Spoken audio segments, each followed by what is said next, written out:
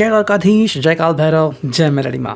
तो आज टॉपिक है आज की उनकी दिल की बातें। ओके, ये है हमारा topic and we got almost 4 to 5 objects. ठीक है, लॉन्ग मैसेजेस मे बी हम लेंगे नहीं लेंगे डिपेंडिंग ऑन दैट, लेकिन उसके पहले भाई 4 ऑब्जेक्ट्स तो है ही फर्मली।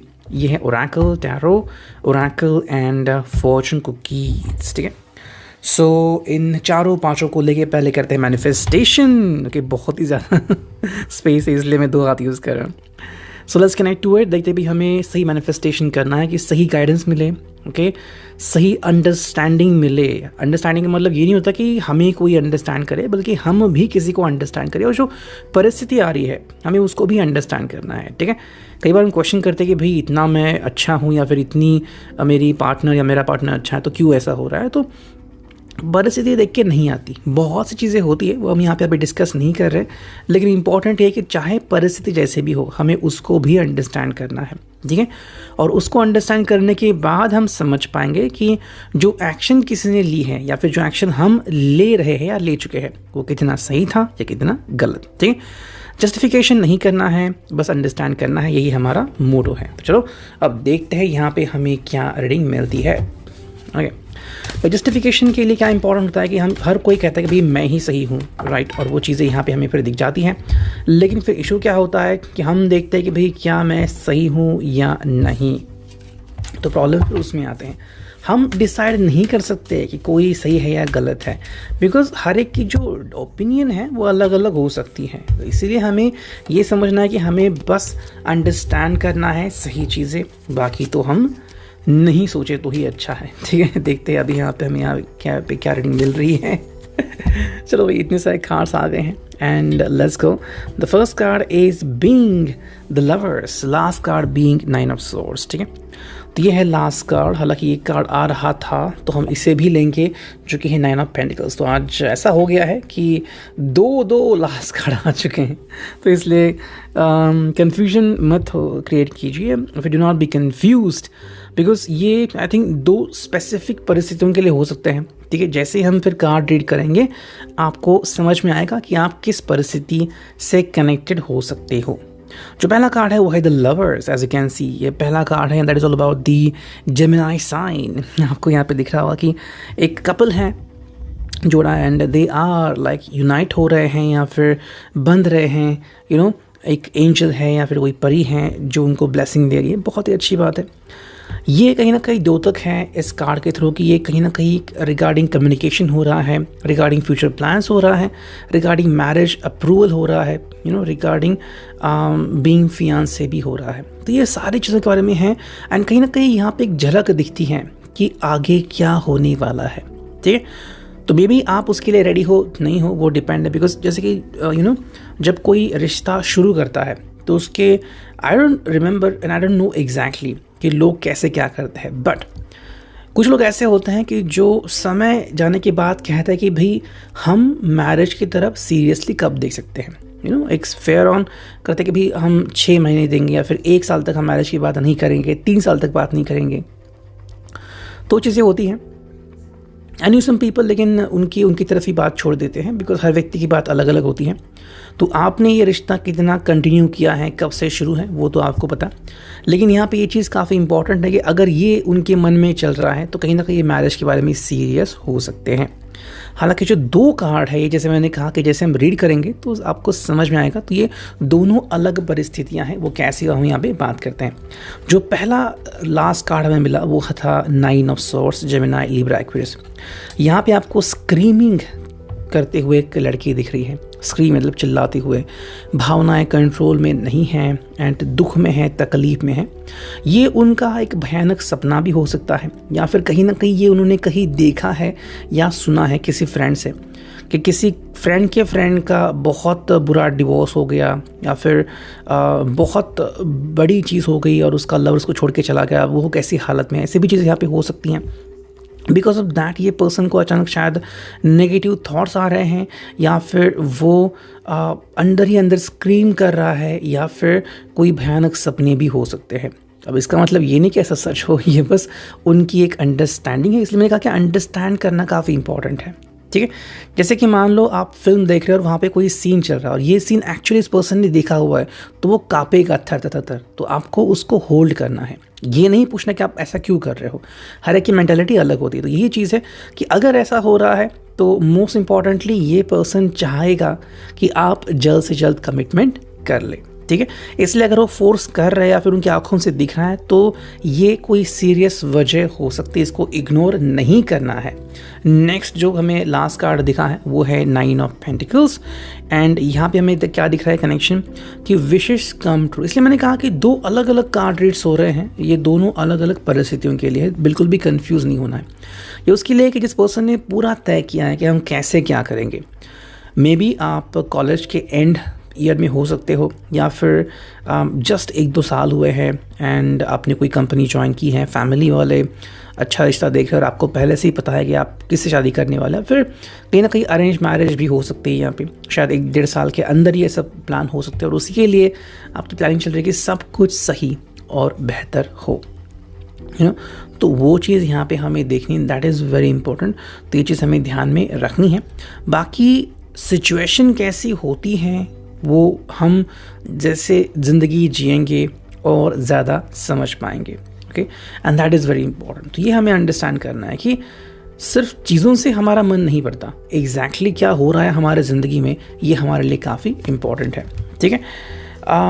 जैसे कि अभी एक एग्जांपल अगर दूँ आपको, तो मान लो कि किसी ने बहुत ही महंगी वॉच खरीदी है, बहुत ही महंगी, ठीक है, लेकिन उसे कोई नेगेटिव कॉल आ गया, फिर किसी ने उसके कॉल के उसके वॉच के ऊपर नेगेटिव कमेंट कर दिया, वो वॉच फेंक देगा।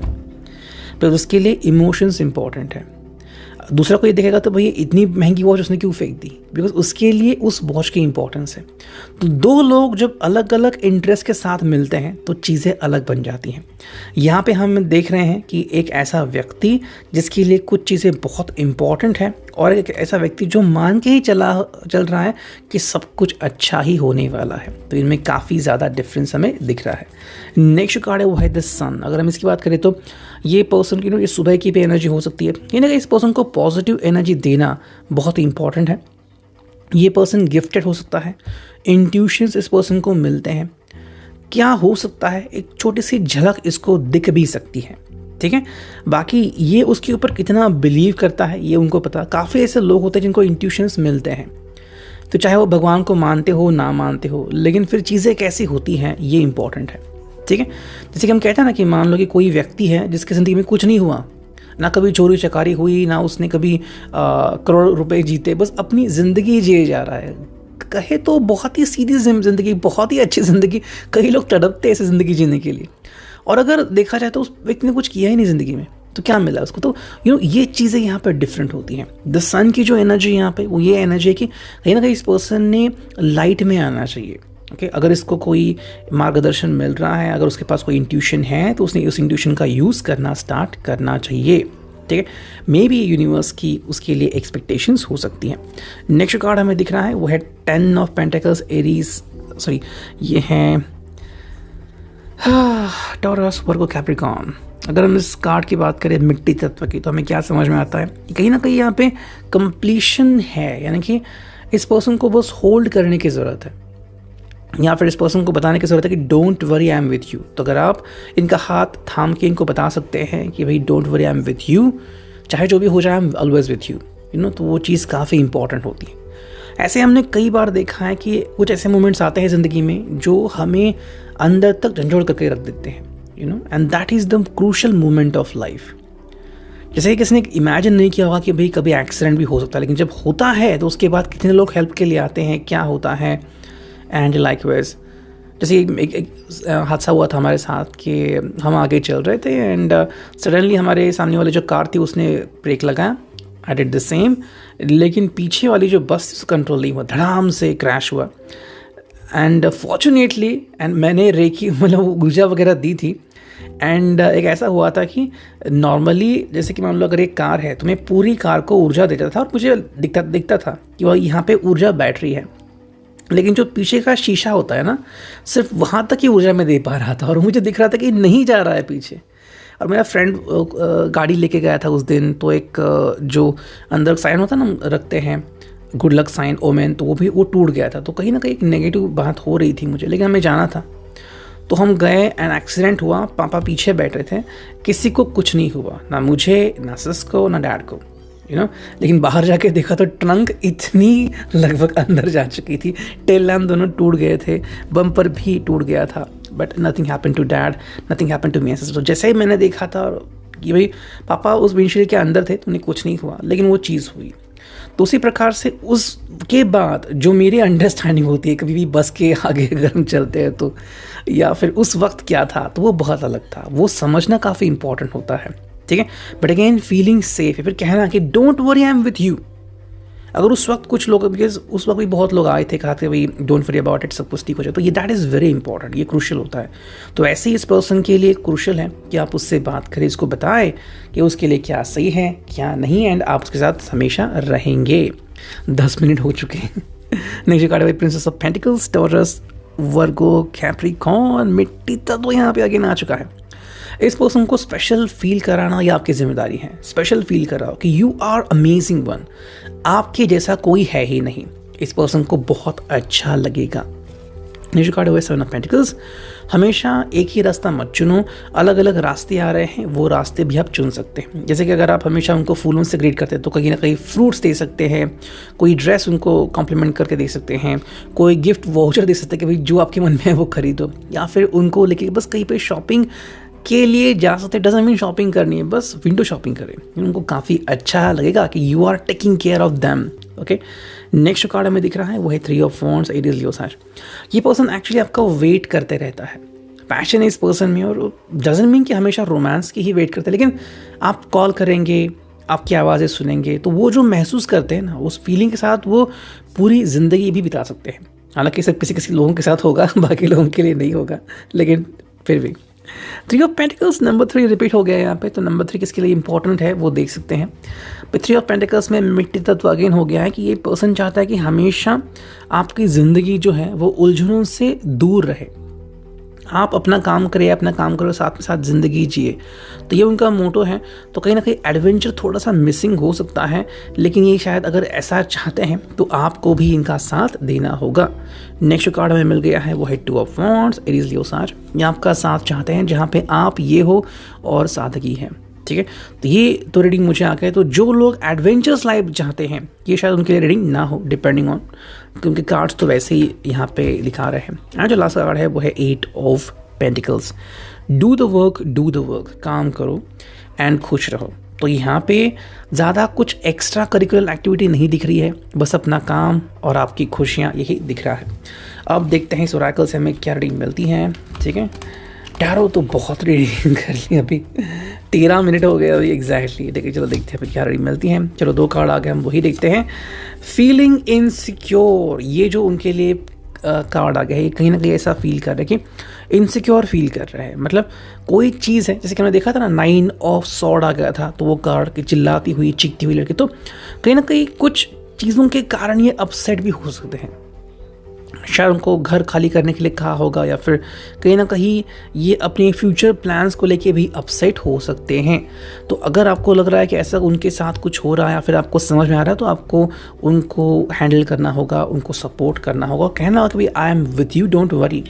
नेक्स्ट जो कार्ड है वो है फैंटेसीज, तो उनकी फैंटेसी हो सकती है। तो ये कार्ड क्या है कि फैंटेसी नेगेटिव फैंटेसी यहाँ पे दिख रही है, पॉजिटिव नहीं। तो यहाँ पे उनको बताना है कि आई एम विथ यू और आप फिक्र ना करें। अभी के लिए क्या इंपॉर्टेंट है कि आप खुश रहे, क्योंकि मैं खुश हूँ और मैं इसलिए खुश हूँ बिकॉज आप खुश हैं, यू नो। तो बताना है इनको कि आप दोनों की लिंक रिलेशनशिप है, ओके। जैसा होता है ना कि ड्यूअल लेयर वाला चाबी का ताला खाने की चाबी, ओके, वैसे ही यहाँ पे कि अगर ये खुश है तो आप ज़्यादा खुश रहेंगे, ये आपको उनको बताना है। नेक्स्ट हम देखते हैं कि इस ओरेकल से हमें क्या रीडिंग मिलती है, ठीक है। करते हैं कार्ड्स की शफलिंग, हियर वी गो।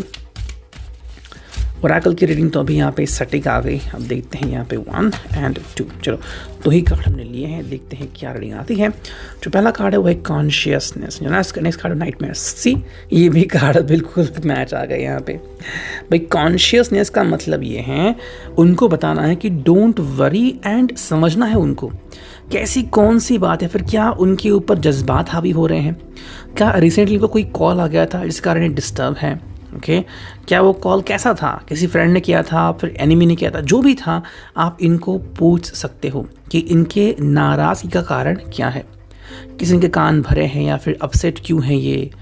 तो ऐसे जो भी सिचुएशन है आप उनके बारे में ज़्यादा जान सकते हो। नाइटमेयर्स का कार्ड यहाँ पे आ चुका है, मतलब कहीं ना कहीं ये पर्सन शायद नींद पूरी नहीं कर रहा है, फिर उसे बुरे सपने आ रहे हैं।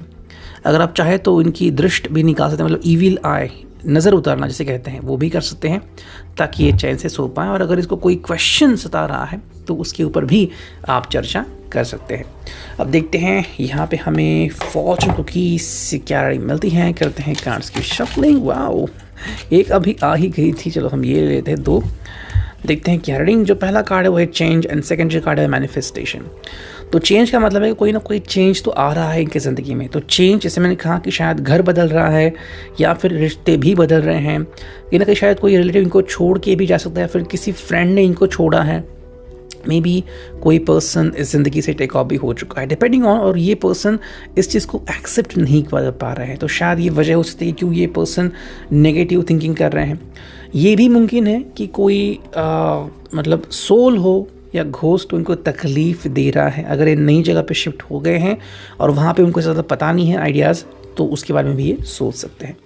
नेक्स्ट कार्ड यहाँ पे वो है मैनिफेस्टेशन। तो सही मैनिफेस्टेशन की काफ़ी ज़रूरत है। जैसे मैंने कहा ना कि हमारे रीडिंग से पहले कि सही मैनिफेस्टेशन काफ़ी इंपॉर्टेंट है।